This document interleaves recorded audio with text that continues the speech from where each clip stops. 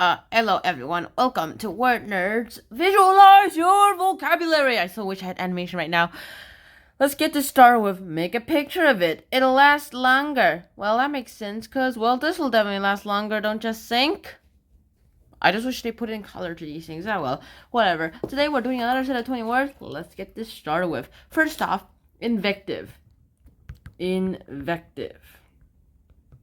Now, invective here just basically means you're berating. You're great, you're nice, everything. However, here's the problem with you. Invective also means your violent denunciation, like you and your wife are stuck on a quarantined island because apparently you guys have an EVO disease.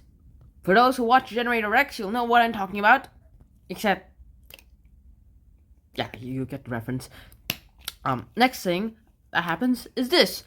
This guy goes ahead and is getting beaten by mosquitoes. Apparently, I'm guessing it's blood type. And his wife is like, stop caring about it. Think of it as your body. Don't slap him or you'll get infected. And he's like, slap, slap, slap. After the 11th slap, he's like, you think I'm worried about getting infected? Huh? And he shouts. Like a lot. And after shouting like that so many times, we actually get something else to actually talk about. You think I'm worried about it getting infected? I'm being like invective towards you. I'm being invective towards you. And you think I'll get worried about infection? And she's like, you know what? I don't care. Alright, next up, we have belligerent. Belligerent. Now, belligerent here just basically means you're giving up to a waging war. You're aggressively hostile. You're aggressively hostile to others, and in this case, you remember with the word Aunt Belle. So, you live with your elderly Aunt Belle who needs assistance with daily living, apparently. Aunt Belle is a nice old lady, normal in every way, except one. Every time she hears a bell, she starts shadowboxing and says, I'll get you, sucker. And this otherwise benign old lady becomes combative hostile every time a bell rings. And so what can you do? Belle is literally your aunt. If you don't take care of her, who will? I'm guessing she used to be a boxer, and every time she hears that bell, she's like, ding ding, round 3. Yeah. Apparently she's, for an nice old lady, she's a really, really good trash talker. Unlike Science Bob. Next up, we have fastidious. Fastidious.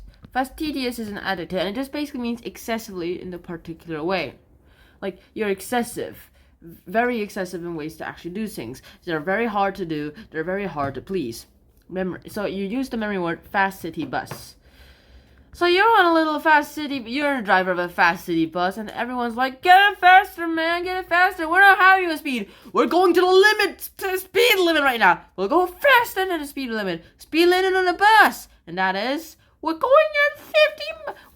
at 150 miles per hour. How is this not fast enough for you? We want you to go 1,000,000 miles per hour. Nothing in the world can actually go that fast, I'm pretty sure. Next up, we have tangible.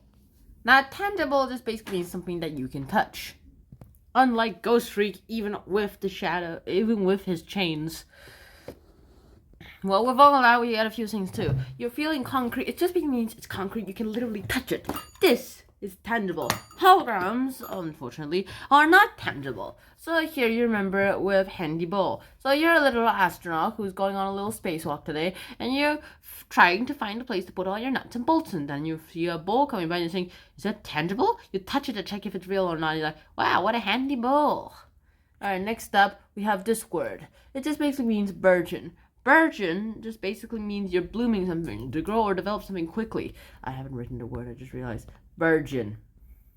And of course, you remember this word with perchin. And since you remember this word with perchin, you got a few other things to actually do this with too.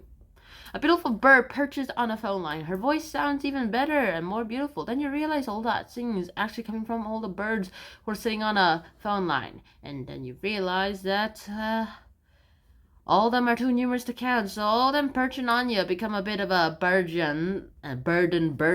So, well, they break the telephone line. Our next word is unprecedented. Unprecedented here just basically means previously not known or experienced, and it's happening for literally the first time. So if you know anything about the first president, George Washington, you know he would start losing his teeth in his 20s. They required him to wear dentures, which false reports describe as wooden. However, picture George Washington with dentures actually made from real diamonds. So those, each and every tooth formed from a perfect diamond. No one has ever seen such impressive dentures, and there's literally a first time for everything, even if it means it's the last time. Next up, we have Borgias. This is basically means the middle class of society usually use like a literal derogatory manner. So imagine one of your favorite socialist actress models. Unfortunately, most of the elite in Hollywood are admitted socialists, if not communists. And I wonder why they keep doing all these things. If this is a word nerd, if not communists. And she goes ahead on the top of her hotel roof. She gazes down on you guys, hustle bustle of capitalism down on the street. She looks down the common average middle class of society and calling them poor slobs. Next up, we have disconcert. Now, disconcert just basically means to disturb something, or you throw that thing into disorder or confusion. So, like confoundness, you're shaking something up. So you ever entered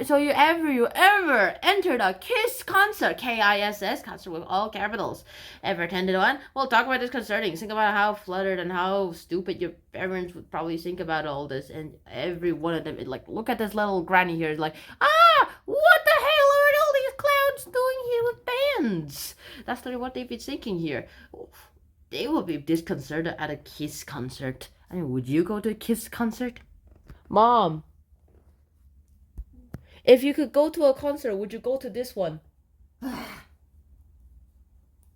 Say it. I don't. She says no. I don't want. She says no. She hates it. Our next word is avow. This parents will definitely approve of, especially Asian ones, as long as you marry Asian kids. All right. So here, avow just basically means you declare something openly. I avow that I'll make a vow right now. You and your betrothed are getting married, and you're going to avow to her that, well, that you love her, and that you can now make a vow. And that's what happens. Next up, we have sycophant. Now, sycophant just basically means a self-seeking servile flatterer, someone who just looks for himself, a bootlicker, a minion, a person who just goes ahead and goes into the big top ranks just because they are the servants of the big top rankers. So you picture a sycophant, kissing one stinky foot and the other of their boss or teacher. They always buy coffee for their boss or an apple for their teacher, and kissing stinky feet established a new low for them because of his groveling and bootlicker role, which in my certain case does not really happen that much. Alright, next up we have fallacious. Now, fallacious just basically means false or logically unsound, like incorrect or misleading, those kinds of things. So you attend one of those popular magician shows in Las Vegas, and you go there and volunteer to be hypnotized. And however, you wish you didn't, because every time you hear the word false, you start filleting shoes. Alright, next up we have a floral gun. And you use the word moribund. It's used to remember the word moribund. Floral gun. Wow. So you're in a near-death experience when you're in a moribund place, because apparently this gun is moribund, at least to flowers and wild pines, I'll say. You'll know what I'm talking about, all those alien viewers out there. Alright, next up, let's use floral gun to remember moribund. You are using this floral gun to make all plants moribund. Why would you do that to your own plants? Our next word is stagnate. Now, stagnate here just basically means you're ceasing to move or activity, to become like stale, those kinds of things, to stop developing, stop growing, or advancing. Well, that just basically means stagnating. You're just stopping there, you're pausing there, all those kinds of things. You and your buddy Nate go deer hunting, and then you see a stag, and you shut him up and say, "Shh, Nate, there's a stag, Nate." Next up, we have erudite. Hey, that's Ghost Freak's species name. No, that's erudite. Erudition. Erudite just basically means possessing or manifesting literally a very wide, deep of unnerving knowledge. So you're sitting with this blabbing, loudmouth PhD person who has not one, not two, but 3 PhDs. Wow, his mom should be really proud, except she's dead.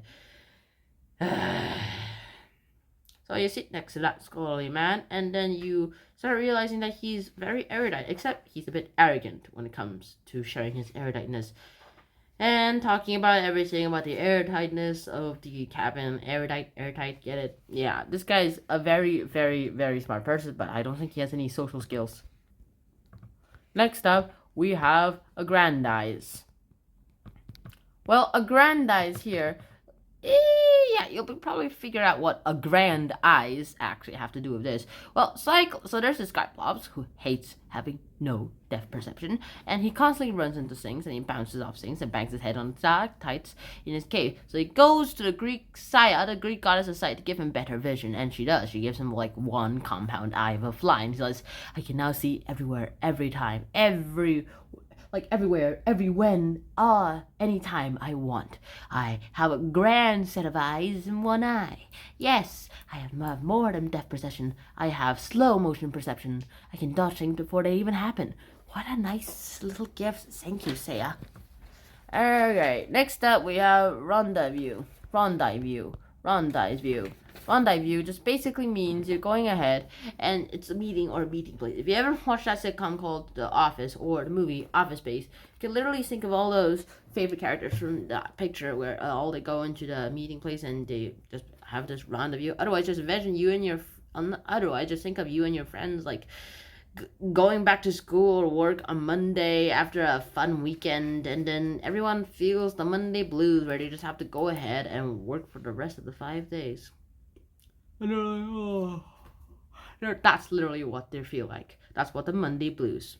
So every Monday, all of you meet in there and have a little rendezvous. I mean, wouldn't you do that every Monday if you have to go to school and you do that every break time you got? Yeah. And next up, we have Germain. No, this has nothing to do with Germans. Although I have a suspicion the author has a little upside to commies, socialists, and fascists. And of course, we have a few other things to actually talk about here too. First off, well, there's this bully kid here, and that bully kid is like, school bullies in the principal's office again. And the principal asks, do you know why I called you in here? And the bully's all like, I don't know. Do you know why I called you in here? I don't know why you called me in here. I say because you're lonely and like my company, because I smell funny. And well, the principal said everything you say is true, even because I'm lonely and I like your company. But mainly because you're mean. That's how you remember Jermaine. You're mean. That's what all bullies get. Next up, we have intrepid. Now, intrepid just basically means you're fearless in facing something new or unknown. Of course, there's this big N. N tripped Ed. Because here, this N has tripped this Ed. You have this little trip here. You have this little N tripping the school bully Ed. And of course, this is stupid. It's stupid, but really brave. Everyone, look, N tripped Ed. He's gonna be so stupid. And Ed is all like, how dare you trip me, you N? And dodges. I have holes in my body, you know. Dodge. Next up, we have capitulate. Capitulate just basically means to give up or to give in to something. Like, you're conceding something, you're relenting to doing something to him. Like, in this case, you're probably better off having a cap on there to just insulate the heat. Hey, get a capitulate cap to insulate things? Well, you ignore your wife trying to tell you to wear a cap, and then you realize that, well, you definitely need a cap, so you eventually capitulate and wear your cap on to keep the insulation of the warm inside, because your head is full of icicles right now. Harangue! For all those people from 2000 who were kids, like 11 years old in 2008, go ahead and Google up Harangue Nation will harangue. Alright, harangue just basically means an intense, protracted verbal attack. And here, of course, we have a few things to talk about, like diatribes, those kinds of things. And you remember all this with hairfang. This is the last word, so hang on tight there, guys. Harangue!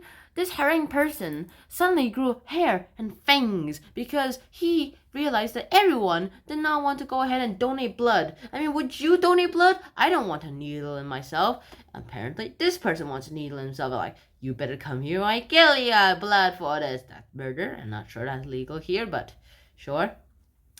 It looks like everyone will have to donate blood one way or another. One way is to like voluntarily do it, which is a safe way. The other way is for him to actually suck it out of you. That doesn't even sound right.